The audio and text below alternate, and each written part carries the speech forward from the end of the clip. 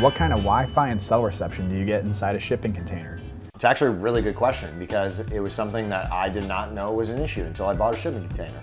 So before we opened up and had all of our penetrations cut in the side of this thing, there was no cell phone coverage, no Wi-Fi, and my house is right here. So, and I have a really strong signal here. I had nothing. So, and it's kind of cool in the same fact because, some people are like, I live near, electrical wires or I don't want cell phone coverage when I'm inside my container if you're going out of the wilderness.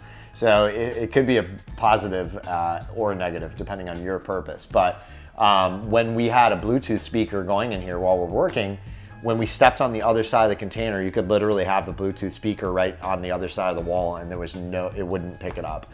So it definitely stops Wi-Fi, cell phone coverage. Now, if you wanted to have Wi-Fi and cell phone coverage, there's an easy remedy to that as well, and just get a range extender or they have data boosters through any of the cell phone providers. You could put near the window and it's kind of virtually just an antenna that's going to boost it in. So there's remedies to that.